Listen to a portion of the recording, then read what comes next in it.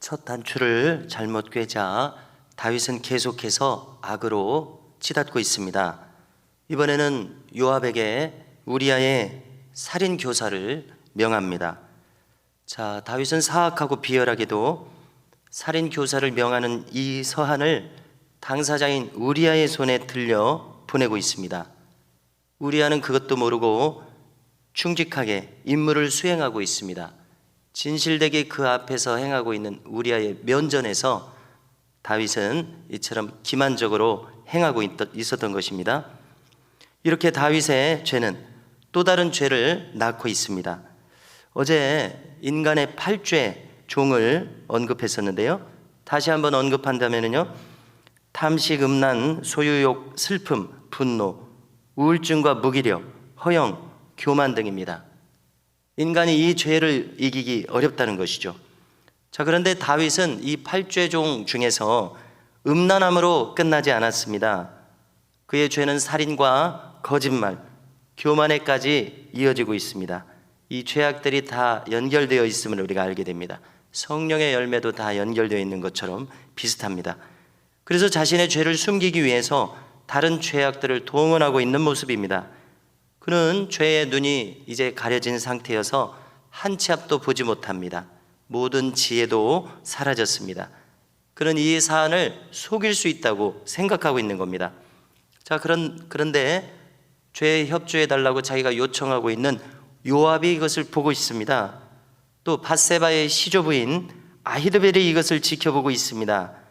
자, 요압이 생각할 때 지금의 살인 교사를 요청하는 것뿐만이 아니라 전쟁이 끝나면은 차후에 밧세바의 부정을 알게 될 것입니다. 그렇죠?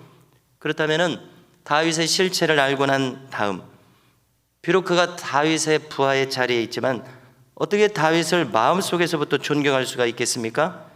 그렇지 않아도 우리가 요압에 대해서는 이미 독단적으로 행하는 자였음을 살폈습니다. 그래서 다윗은 하나님께 기도하기를 이 억센 자들을 도저히 다룰 수 없다고 하나님께 호소하며 기도하지 않았었습니까?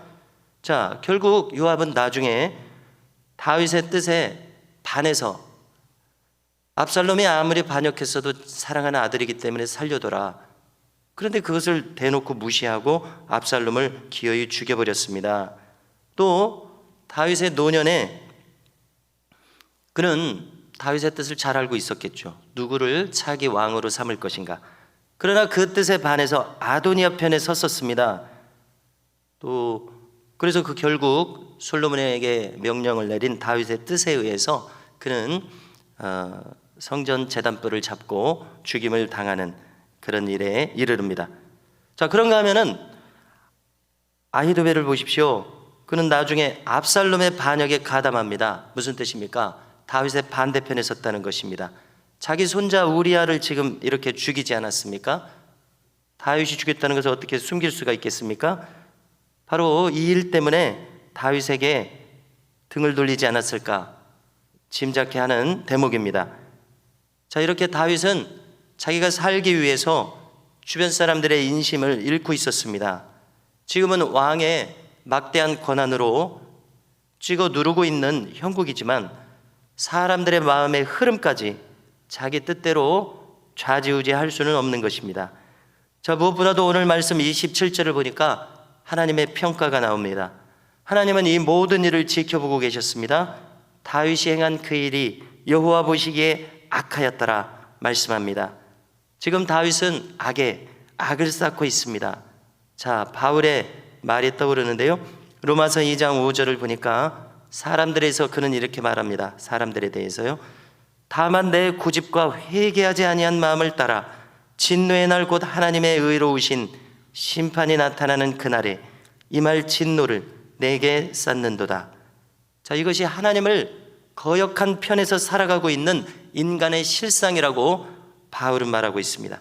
하나님의 진노를 쌓고 또 쌓는 모습, 이것이 인간이란 겁니다. 그리고 그것을 인식하지도 못하면서 평생 살아가죠. 지금 다윗이 빠져있는 어리석음이 이 상태입니다. 우리는 시편에서 다윗이 그처럼 섬세한 것을 읽게 됩니다. 하나님을 향해서 또 자기 자신의 마음에 대해서 그렇게 섬세하게 설명할 수 있었던 다윗이 지금은 자기의 죄에 대해서 이처럼 무디게 또 자기 기만으로 일관하고 있습니다. 자, 이제 한편으로는 요압을 생각해 보고자 합니다. 그는 이전부터 자기 생각이 강한 자였습니다. 그는 권위에 쉽게 머리를 숙이는 사람이 아니었습니다.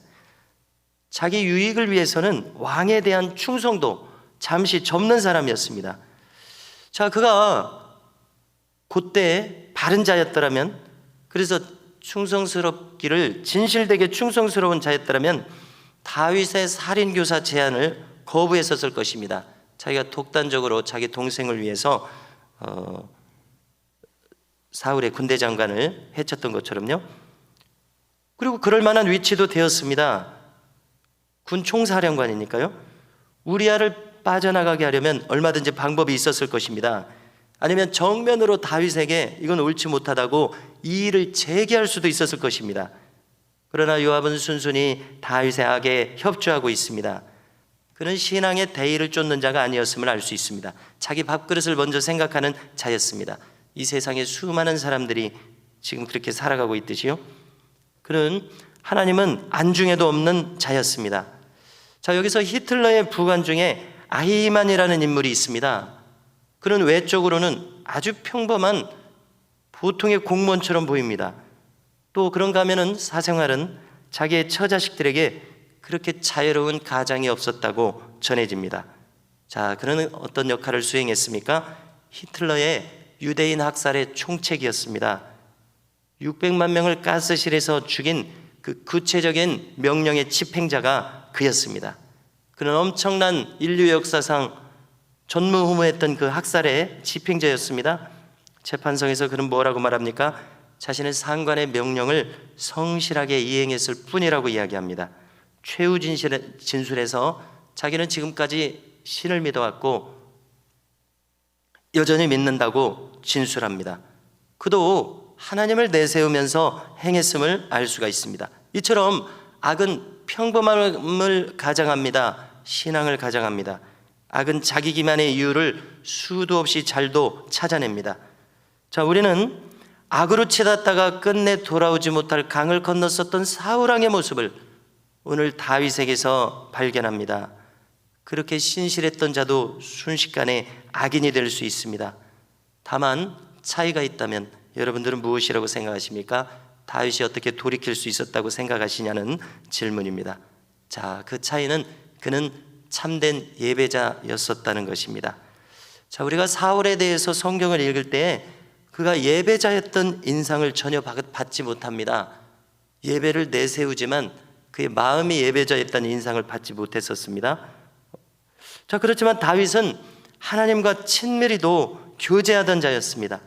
하나님과 교통했었던 그 어렸을 때의 기억과 추억이 그를 회개할 수 있도록 만들었던 힘 중에 하나가 아니었는가, 이렇게 생각해 보게 됩니다. 자, 또 다른 힘은 분명코 그렇게 할 수 있도록 부어주신 하나님의 은혜와 자비하심 때문에 그가 회개할 수 있었다고 생각하게 됩니다.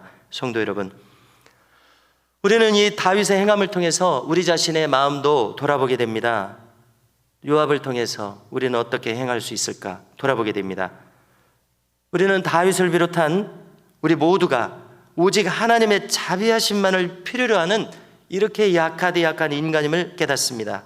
그래서 오늘도 우리를 깨닫게 하시고 또 돌이킬 수 있도록 은혜를 주시는 이 하나님의 자비하심만을 구하는 이 새벽이 될 수 있기를 주님의 이름으로 축원합니다.